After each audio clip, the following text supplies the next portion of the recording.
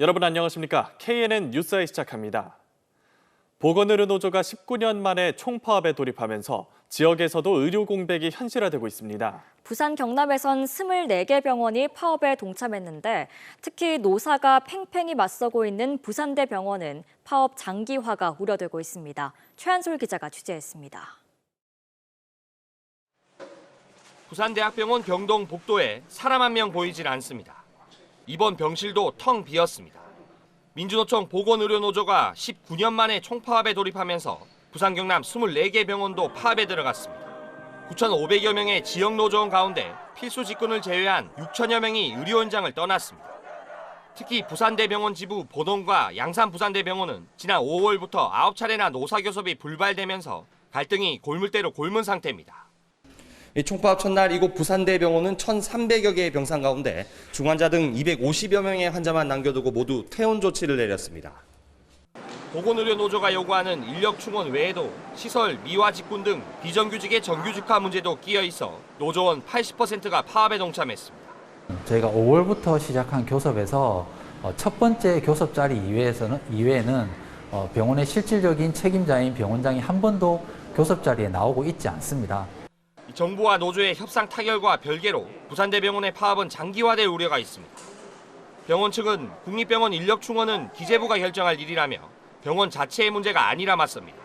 병원 차원에서 해결할 수 있는 그런 문제하고 또 그렇지 않고 어떤 정부 정책으로 해결해야 되는 그런 문제가 혼재되어 있습니다. 그래서 그것을 분리하면은 얼마든지 해결을 할 수 있는데 그게 지금 분리되지 않고 같이 논의가 되고 있어서 어찌됐든 의료 공백의 피해는 시민들만 보고 있습니다.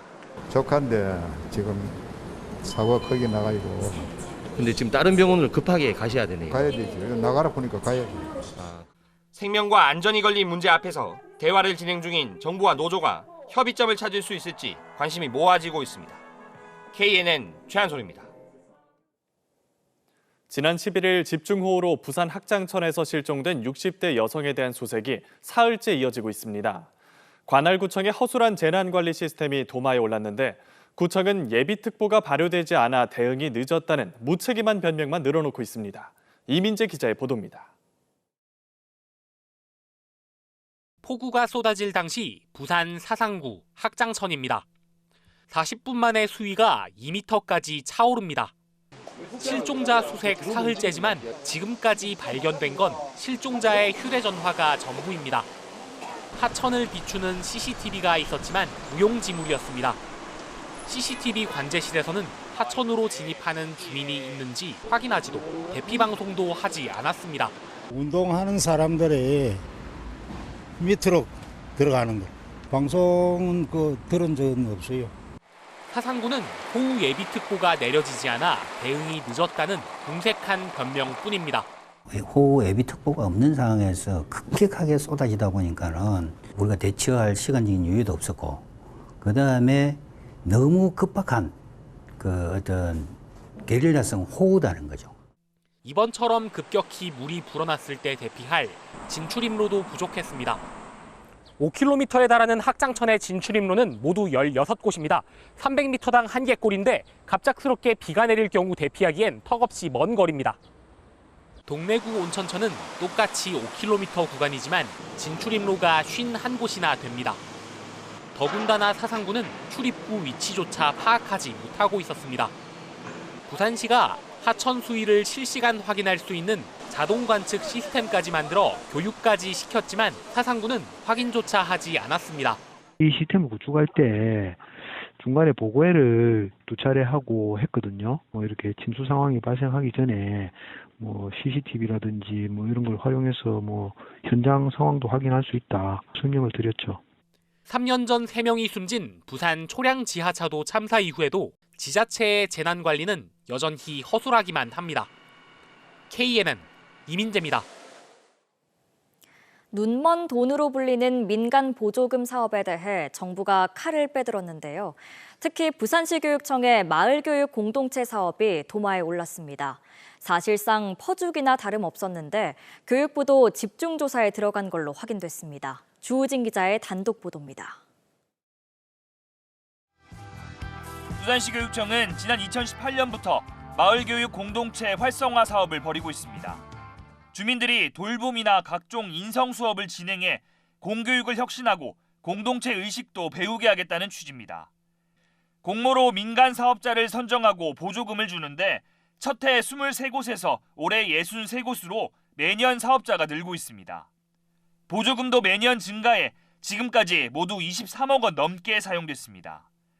문제는 아무런 기준도 검증도 없다는 겁니다. 경비나 인건비 등 객관적 지표도 없고 보조금은 첫 해 300만 원, 2년 차부터는 무조건 1,000만 원씩 지급되고 있습니다. 사실상 묻지도 따지지도 않고 그냥 퍼준 겁니다. 이제 5년 동안 하다 보니까 이왕 신청할 거 다 하자. 그렇게 한 거죠. 이제 한 3년 전부터는 그냥 맥시멈으로 다 지원을 하고 있고요. 정말 필요한 인원만큼만 할 수 있도록 그렇게 적극적으로 안내하도록 하겠습니다. 10명 이상만 모이면 사업 신청이 가능하고 한 번 선정되면 재선정이 쉽게 되는 것도 문제입니다. 보조금을 먼저 차지한 사람이 인자라는 말까지 나오고 있습니다. 특정 정당, 그리고 특정 단체 소속, 그다음에 특정 학원 등에 있는 분들이 학부모이기도 하기 때문에 이것을 걸러내는 시스템이 부재합니다. 그렇기 때문에 이것은 특정 목적으로 오용될 확률도 크고요. 관리도 후진적입니다. 부산시 등 자치단체에는 보조금 통합 관리를 위한 전산망이 구축돼 있는데 부산시 교육청에는 이런 시스템 없이 수기대장으로 관리하고 있는 실정입니다. 통합 관리망이 없다 보니 사업 베끼기나 보조금 중복 수령 등을 걸러내기 어렵습니다. 한편 보조금 전수조사를 벌이는 교육부가 부산시 교육청의 마을교육 공동체 사업을 집중 조사하고 있는 것으로 알려졌습니다. KNN 주우진입니다. 후쿠시마 오염수 방류가 코앞으로 다가오면서 시민 불안이 커지고 있습니다. 지자체부터 나서 안전을 강조하고 있지만 방류에 대한 반대 목소리도 높아지고 있습니다. 표준규 기자가 보도합니다. 이른 아침 수족관에서 물고기를 담는 건 부산보건환경연구원 직원들입니다. 당일 시중에 유통을 앞둔 국내산 참돔과 광어, 일본산 농어 시료를 채취해 방사능을 분석하기 위해서입니다. 최근에 그 후쿠시마 오염 방류 관련해가지고 시민들이 많은 그 수산물에 대한 관심을 가지고 있어서 저희들은 매월 2회 정도 수산물에 대해 가지고 방사능 오염 검사를 실시하고 있습니다. 후쿠시마 오염수 방류 이슈 이후로 매출이 급감하면서 어민들은 물론 유통업체들도 걱정이 많습니다.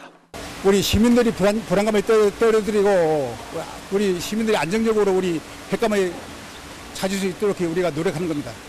수거한 시료는 곧장 실험실로 옮겨져 방사능 농도를 측정합니다. 3시간 걸리는 검사가 끝나면 결과는 곧바로 부산시와 업체에 통보됩니다. 원전 사고 시 발생할 수 있는 감마 액종은 요오드와 세슘 134, 세슘 137이 대표적이며 감마 액종 분석 장치로 식품 중 방사능 오염 여부를 빠르게 확인할 수 있습니다. 수산물에 대한 불안을 잠재우기 위해 구청장과 군수도 직접 나섰습니다. 오염수에 대한 괴담을 막고 수산물을 안심하고 소비하자며 결의문까지 채택했습니다. 수산물은 안전하다. 안전하다. 안전하다. 안전하다. 하지만 해양 투기에 반대하는 목소리 역시 갈수록 높아지고 있습니다. 부산 시민 10만 명의 서명을 일본 영사관에 전달하며 오염수 방류는 절대 안 된다고 목소리를 높였습니다. 후쿠시마 방사능 오염수 해양 투기를 반대합니다. 국제해양법을 위반한 일본 정부를 국제해양재판소에 제소하라고 한 목소리를 내고 있습니다. 시민단체들은 이달 안으로 일본 현지를 찾아 기시다 총리에게 이런 입장을 직접 전달하겠다는 계획이어서 후쿠시마 오염수 방류를 둘러싼 반발은 계속될 전망입니다. KNN 표준규입니다. 응급수술이 가능한 병원을 찾기 어려운 지역에서 휴일 개인 시간까지 포기하며 1년 동안 100차례 넘는 수술을 해온 외과 의사가 있습니다. 마치 드라마 주인공 같은 현실판 낭만 닥터 이야기를 황보람 기자가 취재했습니다. 경남 통영에 사는 26살 서준혁 씨는 지난 2월 급성 복막염 증상으로 응급수술이 필요했습니다. 하지만 주말밤 수술할 수 있는 병원을 찾기 어려웠습니다. 다행히 지인의 추천으로 서 씨는 거제의 한 병원을 찾아갔습니다. 수술이 필요하다는 연락을 받은 이 병원의 외과 원장은 창원의 집에서 곧바로 병원을 찾아와 수술을 진행했습니다. 먼 거리를 달려온 외과 원장 덕분에 서 씨는 응급 상황을 무사히 넘겼습니다. 솔직히 말하면 죽었다 살아난 기분이라고 말할 수 있을 것 같아요.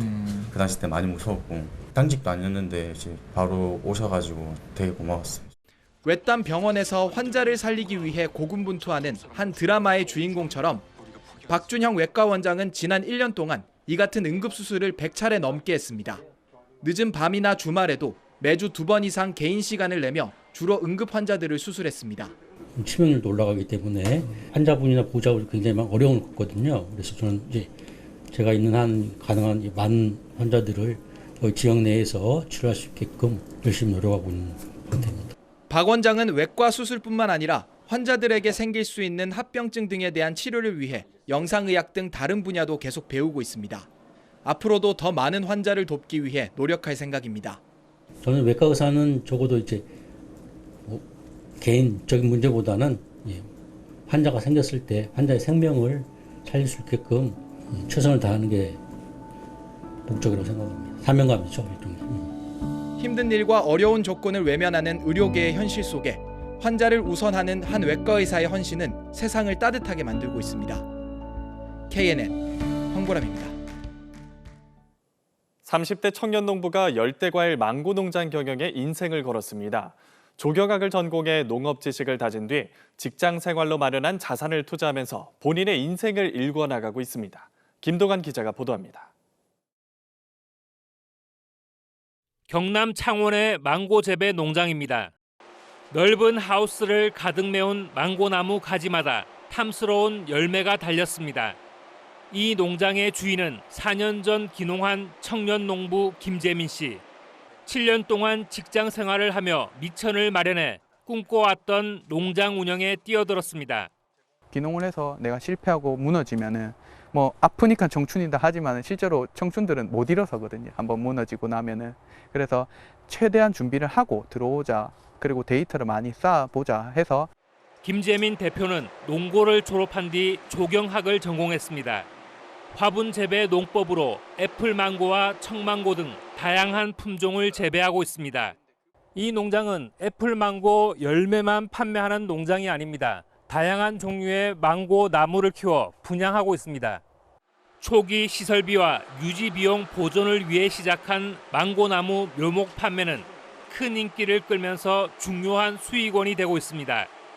망고나무 묘목에 대한 관심이 급증하면서 아예 개인 유튜브 채널까지 열었습니다.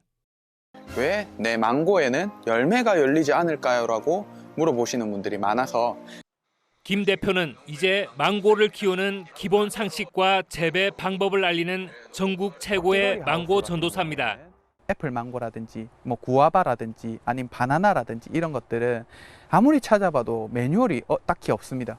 그래서 시행착오를 너무 많이 겪고 있고 전국에서 애플망고 농장 하시는 분들도 문의가 많이 와서 농업인으로 인생을 갖고 나가는 이 젊은 농장주는 예비 귀농인들에게 철저한 준비와 용기가 필요하다고 강조합니다. KNN 김동환입니다. 인구 감소와 고령화로 농촌의 인력난이 갈수록 심각해지고 있습니다. 그나마 농기계로 대체가 가능했던 논농사와는 달리 밭농사는 그렇지 못해왔는데요.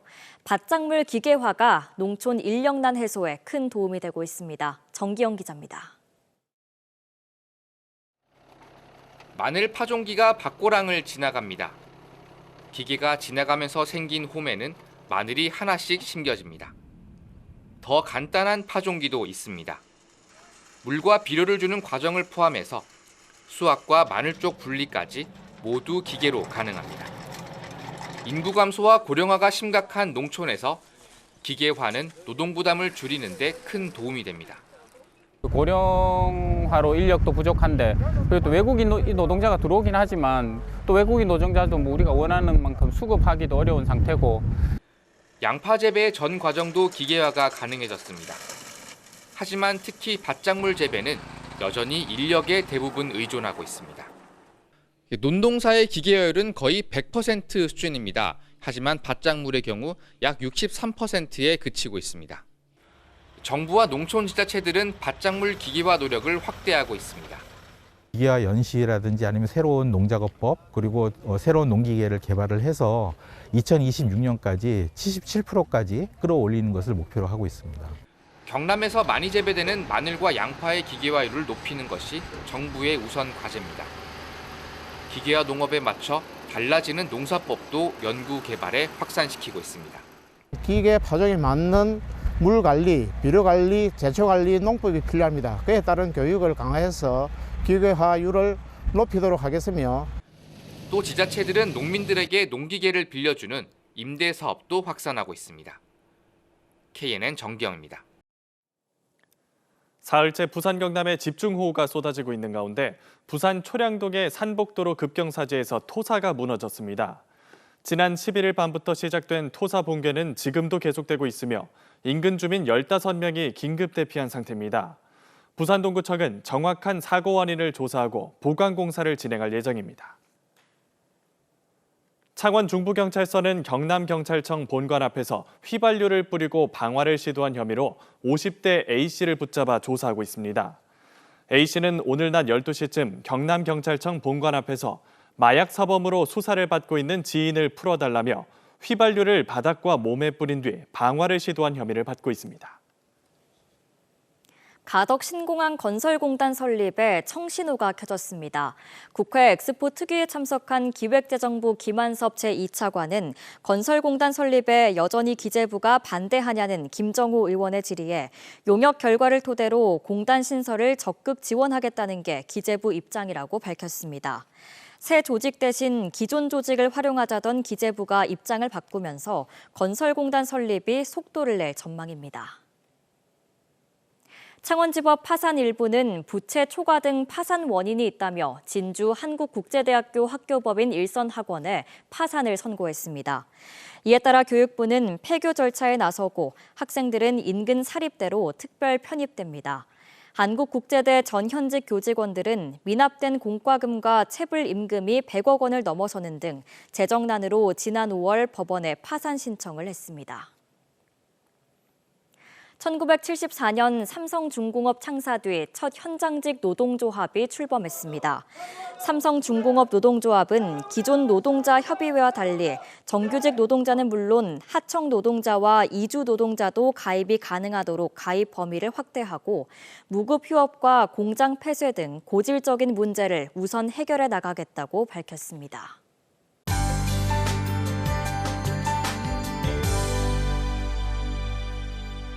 내일 새벽부터는 다시 빗줄기가 굵어집니다. 새벽에는 함양과 거창 등 북서 내륙에 호우특보가 발효되겠고요. 오전에는 그 밖에 부산, 경남 전 지역에 발효가 되겠습니다. 곳곳으로 시간당 30에서 60mm 정도의 폭우가 쏟아지겠는데요. 소강 상태를 보이는 곳도 있겠습니다. 모레까지 예상 강수량은 최고 150mm 정도로 지역별로 강수 편차가 크겠습니다. 또 바람도 강하게 부니까요. 비바람으로 인한 피해 없도록 유의하시기 바랍니다. 내일도 전국적으로 장맛비가 내리겠습니다. 충남과 전북은 모레까지 400mm 이상의 비가 쏟아지겠습니다. 내일 아침 기온은 25도 선을 웃돌면서 밤사이에는 열대야 현상이 나타나는 곳도 있겠습니다. 낮 기온은 오늘과 비슷하겠는데요.